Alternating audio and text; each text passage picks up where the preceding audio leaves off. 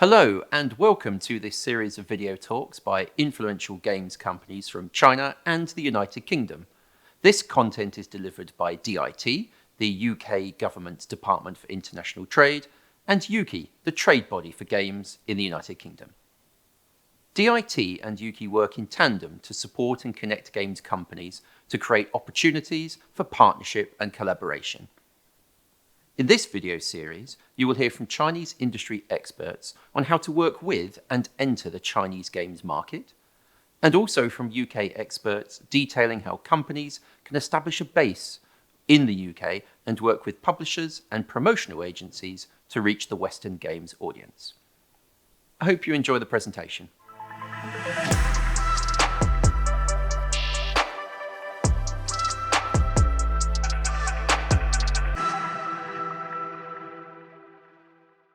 Hi, I'm Rich. I'm the founder and CEO of Fourth Floor. We are reinventing what an influencer marketing agency can be. That is, a creator-centric, integrated marketing and communication service and product company for the games industry. I want to talk to you today about how we work with creators and some of the changes happening in the market that we expect to come to the fore in 2022 that might help you in how you work with influencers in the West. We were founded on the belief that to work successfully with influencers and creators, you need to build a partnership between the brand, the creator, and the audience. Because the goal is to influence an audience to see your product how you'd like them to see it, the right message, at the right time, to the right people. To do that, you need to understand who those audiences are and how they see the world. The most effective way to do this is through trusted guides, an influencer who has already built their community. The promise of influencer marketing and the creator economy is huge.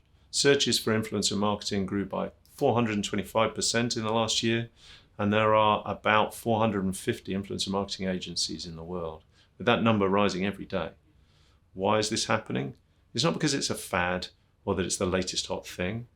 Rather, it's part of a broad and long happening cultural dislocation from the collective to the individual. And this has been accelerated by the internet, smartphones, and social platforms. And it affects what we read, watch, and listen to. This means that the democratization of content, where anyone can turn their passion into a profession or a side hustle, has been given an economic engine. There are now about 50 million people in the West who consider themselves as creators. It's the fastest growing type of small business in the US, with more American kids wanting to be a YouTuber than an astronaut when they grow up. Of those 50 million, about 2 million are actually making a living. But the numbers are growing, and as soon as someone does the research, it's out of date. This economic engine works by a simple value exchange. Audiences reward creators who have built trust and emotional connections with them. One of the ways that they do this is by supporting the brands who support the creators that they already trust and follow. This is not traditional advertising. Influencers are not human billboards at scale. That mistake, to try and use interruptive traditional advertising messaging rather than partnerships, is something we expect less over time as the sector becomes more professionalized. And I want to talk about some of the ways to make these partnerships work and work at scale. Working in partnership with the right creators opens the door. When you're invited in rather than interrupting, you are given permission to talk to that audience, as long as you're using the right language. As Seth Godin has said, permission is like dating. You don't start by asking for the sale at first impression. You earn the right over time, bit by bit. And you do that by understanding the audience. These are always on Gen Z and millennials, blocking traditional advertising, putting their phones at the heart of their experience. For them, games and entertainment and technology are not separate verticals, but rather ways to be entertained or get access to information, and crucially, to connect. The research is clear. There is a need to connect. Influencer marketing can tap into a desire to belong. But Gen Z and millennial game audiences are not all the same. In fact, they break down to extremely fluid subcultures. Everything is fragmented and will move faster than traditional marketing can keep up with. Gaming isn't a single vertical. Rather, it's an interconnected tissue of subcultures with multiple connections. And with the right strategy, you can talk to these subcultures across social platforms to reach the right audience with the right message at the right time.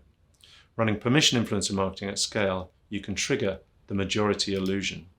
This is a much researched phenomenon, creating a sense that a product or idea is everywhere all at once. It relies on an understanding of how creators and their networks are interconnected. For instance, there might be a subculture or network you want to reach with your message. There will be a number of influencers within and connected to that network. Choose the wrong ones and you will get limited responses. Understand who influences who by looking at previous behavior means you can use the same number of influencers and messages to reach more of that audience. But it doesn't stop here, because these are interconnected networks and you can jump between them in the same way. The big prize is to jump into a massive new area that is connected by subject or genre or attitude. You could perhaps think of this as going from driving game to an F1 game and then FIFA as the big connected network.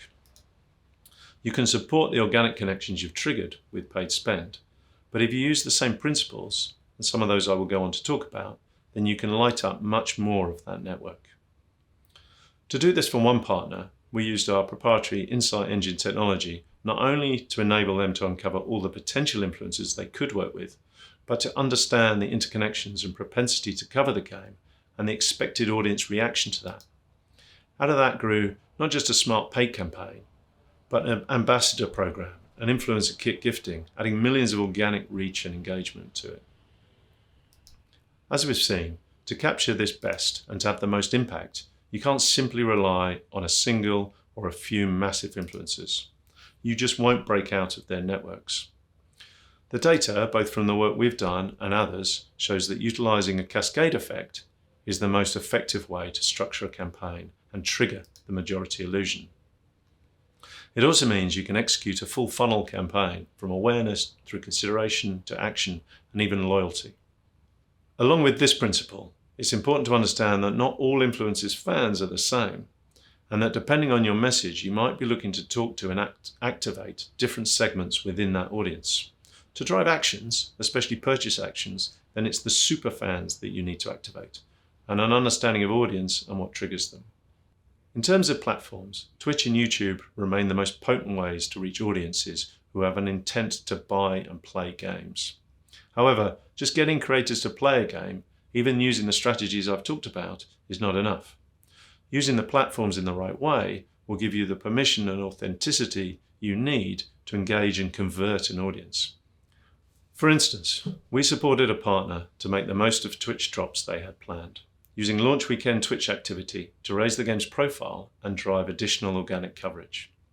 Partnering with suitable, influential content creators during a key window, we leveraged Twitch drops to increase engagement and generate large amount of organic interest from wider creator communities outside of the core campaign.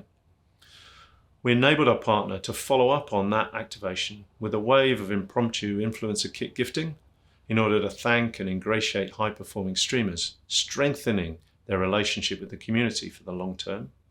When thinking about the right platform to use, it's also important to understand the user journey and how to influence that, rather than get too caught up in the product itself.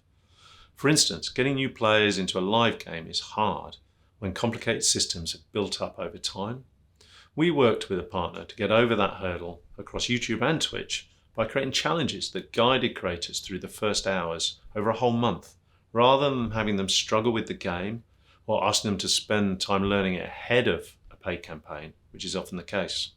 These creators were handpicked and given the time and support to build a relationship with the game, and this led to much better results than the partner had seen using previous tactics. We're also finding that increasingly, and this is a trend we expect to continue into 2022, a multi-platform approach is the most potent way to trigger the majority illusion. While Twitch and YouTube are still the cornerstones of any games campaign, you need to factor in TikTok, Discord, Reddit, and Instagram to reach your audience where they are. And this means understanding that audience beyond just what they're watching on YouTube or Twitch. There are a number of pitfalls that you have to take into account whenever you're planning a campaign in the West. There are clear rules on how you disclose branded content, whether it's working with the ASA in the UK, the FTC in the US, or other authorities. It all comes down to one thing, which is clear labeling. And this is becoming not just a regulatory issue, but a legal one, as legislators like the CMA in the UK look to get involved. Trying to hide a commercial relationship isn't just against the rules or potentially the law, it's also not fair on the audience, and in our experience is unnecessary from an impact point of view. Understanding that regulatory framework, or having a partner that does, is vital for any brand looking to work with influencers. Another key issue, and one that takes expertise and knowledge, is due diligence on the creators that brands work with. There are sadly too many examples to quote of this going wrong, but doing the hard yards, rather than relying on platforms or the past few posts, is vital, and you need to pick partners that will do that for you. Finally, a pitfall we see over and over again is relying on vanity rather than impact metrics. Views and engagements do not often signify success. Relying on cost per view rather than an impact metric that, for instance, also counts the organic uplift undervalues the work you and the creator has put in to present your game in a way that audiences will accept. All of these pitfalls can be avoided by using the techniques we've discussed already, and crucially, being invited in and not trying to knock down the door. Thank you for your time. Please let me know if you want to discuss influencer marketing or how we can support you.